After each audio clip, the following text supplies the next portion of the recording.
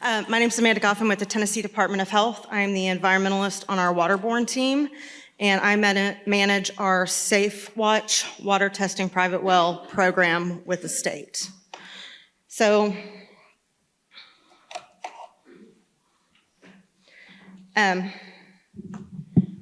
this picture here is actually a picture of I-26 in Erwin, Tennessee. So this is just to highlight that there was actually a once-in-a-lifetime year perfect storm that came to Tennessee. So there was a frontal system boundary that actually came 2 days before Hurricane Helene came in, and it dumped 2 to 4 inches of rain. And then directly after that, we got in some areas, 20 inches of rain or more. So the map on the left shows the East Tennessee counties that were affected, some more so than others. And then the map on the right also shows the watershed boundary for the Nolchucky Gorge.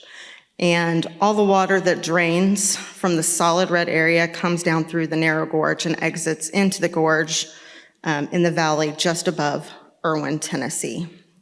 So, and in this gorge is also where we get the runoff from the mountains and stuff in North Carolina and such. So they all drain into this watershed, which is what also contributed to the flash flooding events that we ended up getting. So at the top of this picture, you can actually see the gorge and the river winding down the mountains to where it opens up into the valley. And at the height of the flooding, the river stretched from the left-hand side of the picture, where the green ends, all the way across the valley to the mountains that rise on the other side. And then you can also see the I-26 bridge that was washed out. So all the stuff that is brown was actually green at one point, and the floodplain completely changed now in this area. So this is in Greene County. So the Nolchucky Dam that is situated in Greene County recorded unprecedented flow rates, triggering a condition red alert, indicating a risk of imminent failure. The water crested over the 90-foot tall dam and up to a staggering rate of approximately 1.3 million gallons per second, which was nearly double the peak daily rate flow of Niagara Falls. And despite the water levels exceeding the previous record by more than twofold, the dam actually remained stable. At one point, they actually thought we had several dams that had failed, but they did not. The water actually just crested and flowed over them. So many of you also may remember on the news, this was Unicoi County Hospital. And this is where they had the helicopter and raft rescues, where they had staff and hospital patients on the roof that had to be airlifted and rescued out. There were about 50 people. And with this being said, in Tennessee, there were 17 casualties across the counties, and 9 of those being in Unicoi County. So when assessing the damage, there were 24 drinking water facilities that had reported operational issues. And of those 24 facilities, 19 issued boil water advisories. And these were municipal as well as county water utility facilities. Of the 310 state bridges that were inspected, 5 were destroyed beyond repair. In Greene County, that was State Routes 107, 350, and 351. In Unicoi County, Interstate 26. And in Washington County, State 81. Also, the Tennessee Department of Environment and Conservation issued a temporary water contact advisory telling the public to avoid all contact with bodies of water affected by the extreme flooding in East Tennessee. That applied to all surface waters in the Nolchucky, French Broad, Pigeon, Doe, and Watauga River watersheds, as well as any other waters affected by the flooding. And then TEMA, the Tennessee Emergency Management Agency, set up Bristol Motor Speedway as the Northeast Tennessee Disaster Relief Center.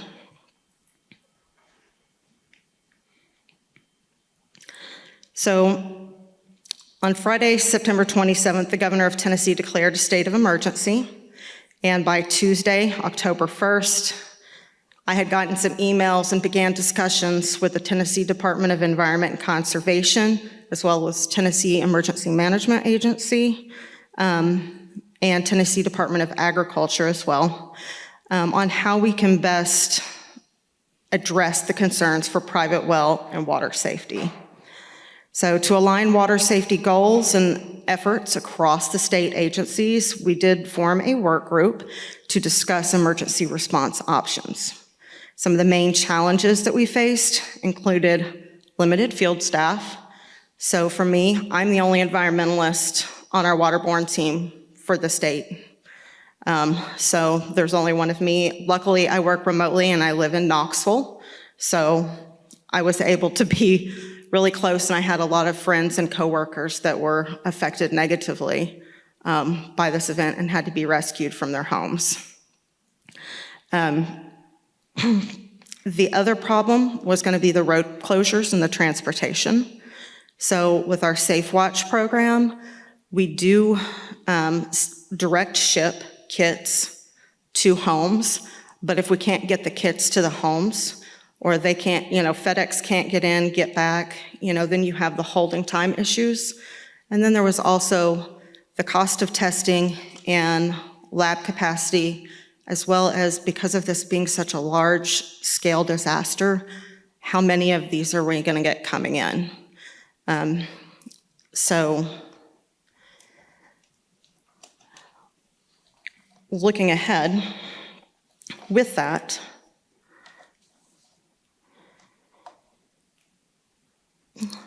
in Tennessee, unlike North Carolina, private wells are not regulated. They're not inspected.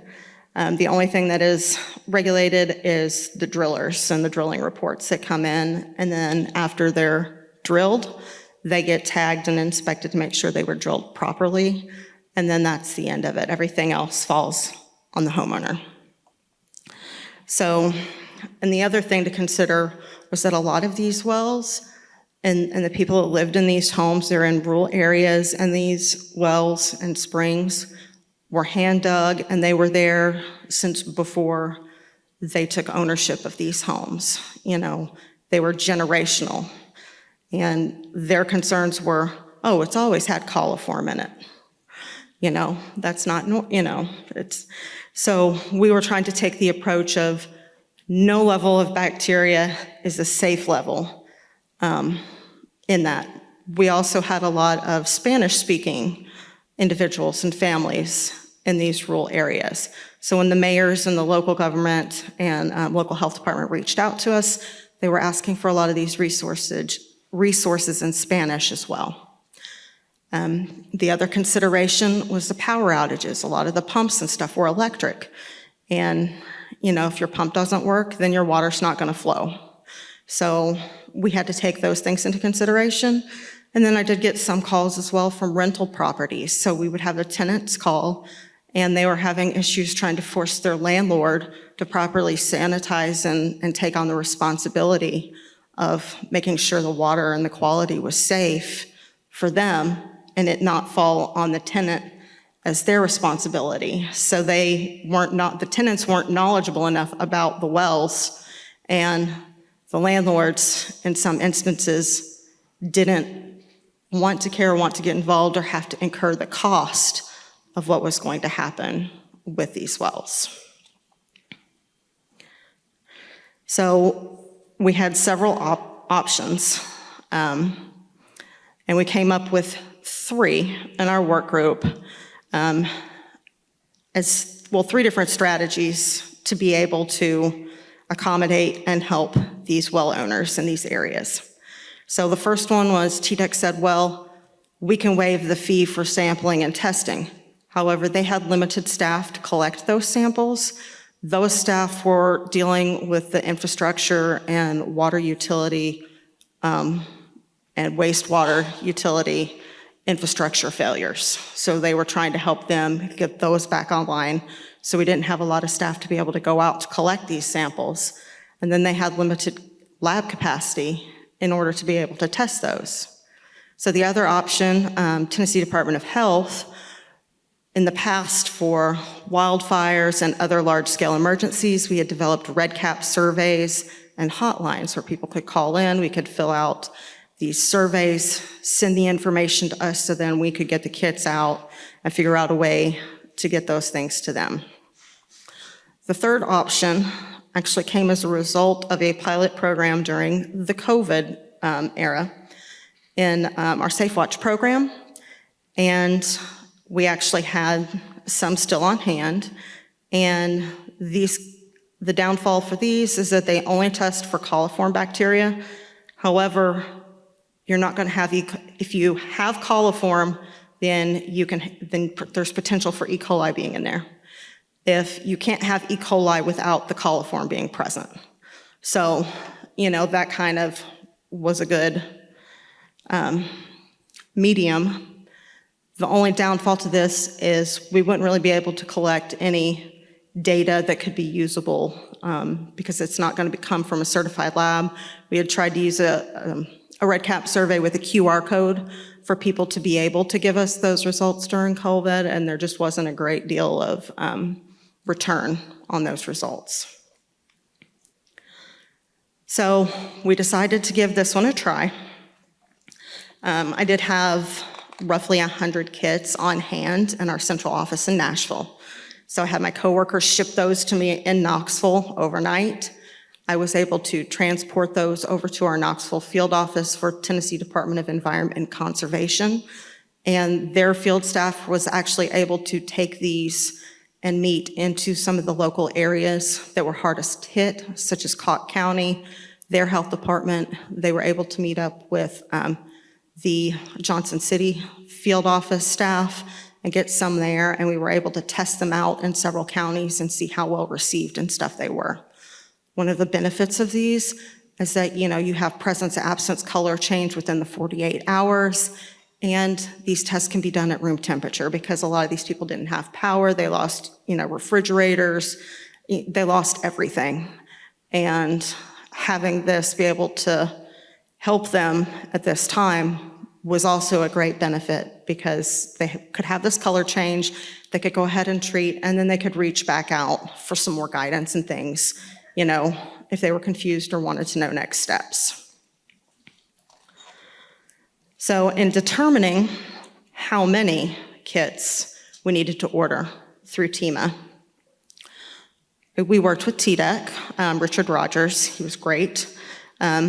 He used ArcGIS and to help visualize where the at-home test kits were most likely going to be needed.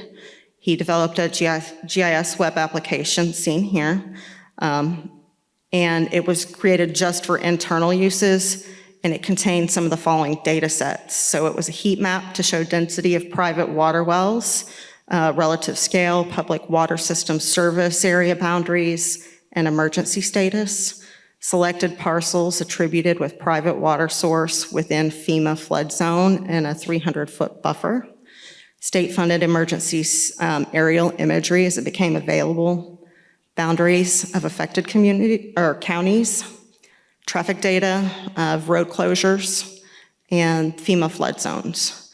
Something of note is that a lot of these areas that were impacted by these flash floods were not in FEMA flood zones. So people couldn't have insurance for their properties because, they didn't have flood insurance because they weren't in a flood zone. And these being already rural and poorer areas, it was very devastating for a lot of these folks. So in estimating the required number of these test kits, they used several GIS data sets. So we used the FEMA flood data, the boundaries of the affected counties, the private water well data, which is our state database, and we also use state parcel boundaries, which is a state database. The parcels of property were then selected using the following criteria, the ones that were attributed with individual or private water supply, and where they intersected a 300-foot buffer around any FEMA flood zone in the affected counties. The water well locations were selected using the following criteria. As long as they were classified as residential, farm, or unknown, they were all included. So these were the estimates for the affected counties and the disaster declaration area, and we were able to estimate roughly 30,000 private water sources that were potentially affected. And of that, we decided to start with the 10%, so we ordered 3,000 of these at-home kits to come out and distribute. So they also did develop an app for ArcGIS that was able to be put on all our state agency websites that showed the multiple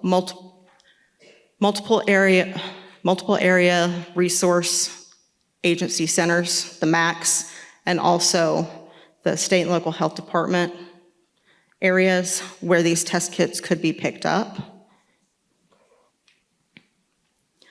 And in order to distribute those, we did come up with how many we wanted to distribute to each county, where they were going to be distributed, and roughly when they were going to be distributed based on the number of wells and the need in those counties from the GIS data.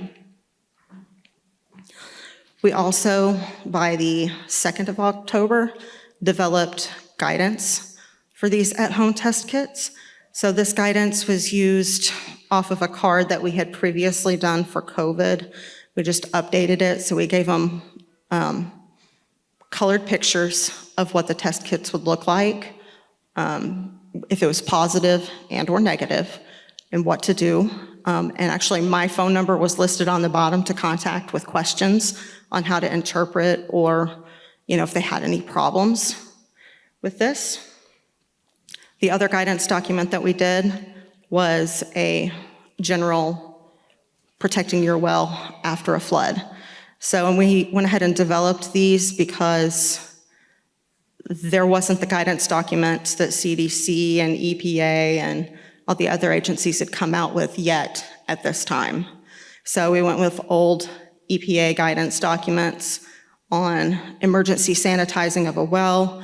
I wanted to make sure that we went with something simple, easy to understand, that had pictures. So if people didn't know or speak, or they weren't able to read or write, they could at least visualize what needed to happen in some of these. We also called and checked around with a lot of the local labs in the area and asked, do you offer testing? What's your cost? Are you going to be discounting testing if people want to reach out and get testing? And a lot of them said yes, they can call and request this testing. They just need to let us know that they were affected, and so we also provided that to give homeowners options there as well. So when we distributed these kits, and also with those kits, Tennessee Emergency Management Agency did print in color in English as well as Spanish those guidance documents and the instructions for the test kits that were also sent out with the kits themselves to each county. So they weren't in black and white, but we also emailed the local health departments those documents as well that they could send out. And they were also placed on all state agencies.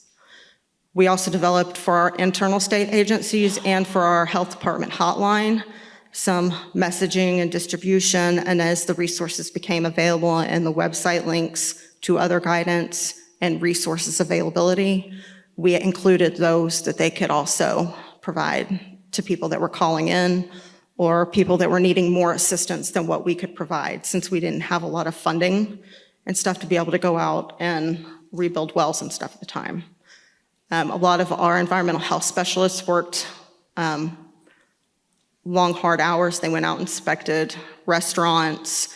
If people were on boil water advisories, they went out, made sure they educated, went over hand washing, things of that nature. I did find that with the boil water notices and our limited lab capacity, I tried to keep that open because I had a feeling we were going to get a lot of outbreaks because of it. So we did have an outbreak regarding rashes of first responders that came in. The main thing noticed with that was they didn't have decontamination sites set up. So when they were in contact with a lot of these waters and stuff, they didn't have a good way to rinse off themselves and the equipment. So that was a very big lesson learned with that.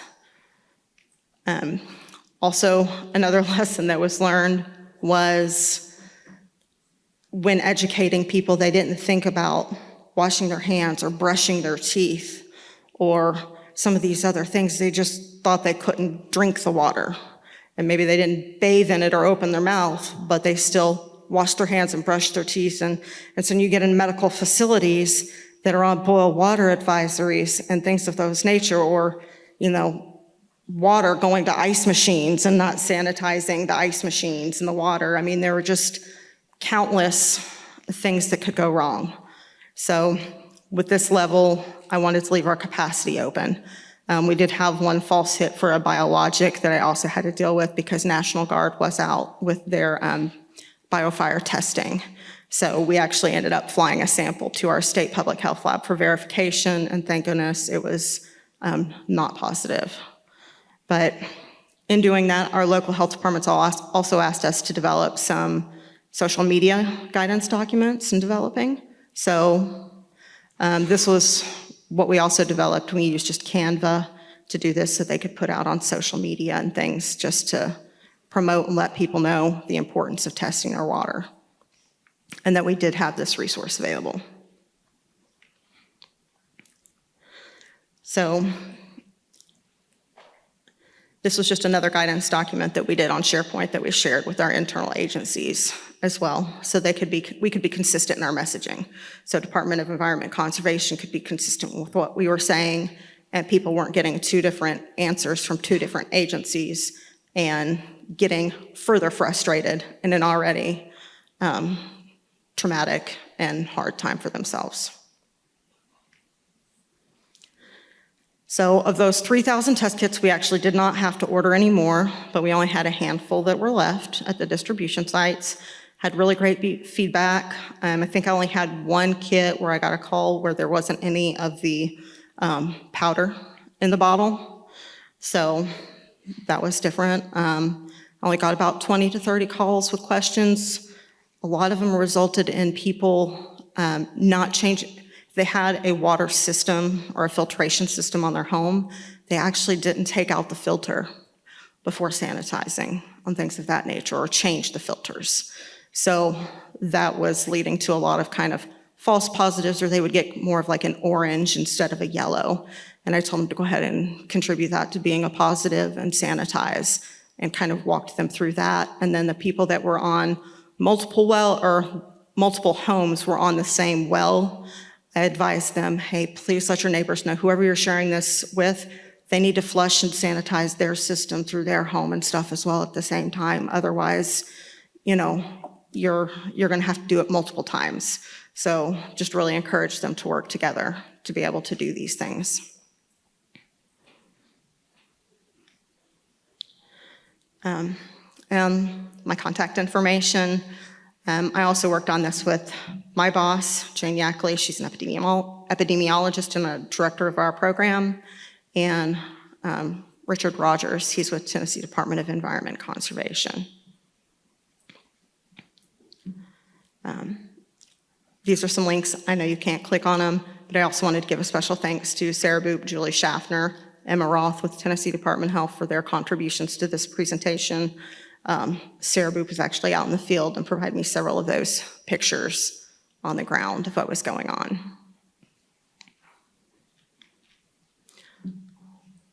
All right. You got 5 minutes. Perfect. And another thing we can look into is, we hadn't considered it, but like all your links, we have all your video, all the presentations, we can try to make those available somewhere. Perfect. You either, Yeah, and I can make the guidance documents and stuff available too if need be. Did I collaborate with the State Drilling Association to provide insight and assistance in the recovery efforts? No, I didn't, and that's because of how it's regulated. We have a list of them. That was more on the Tennessee Department of Environment and Conservation after the fact, but that is a good point. And we did work with the Tennessee Association of Utilities, so that would be a good, yeah. Richard's great. Are at-home test kits as accurate as in lab tests? Do you account for any discrepancies like false positives or negatives? Yes, there's discrepancies. That's why we didn't collect and consider that data, because it's not considered a certified lab. So it was more considered a indicator, but they are very similar to what they do in the lab. They just don't have the ultraviolet light to be able to see for the E. coli and stuff in there. But we wanted to give people a baseline that they could do it because we couldn't get the at-home kits out there. Once I realized we weren't gonna get a whole lot of flood, I reopened my Safe Watch program. Any people in those counties that wanted testing from our Safe Watch program, I had my lab, if they called and requested a kit, I had my lab send me their contact information. I called them personally to follow up and see what was going on, and tried to get them to do this initially to see where they were at, and urged them to sanitize and clean their well. And then once transportation and things of that nature opened back up, I sent them a kit so we could follow up and do full testing and stuff for them.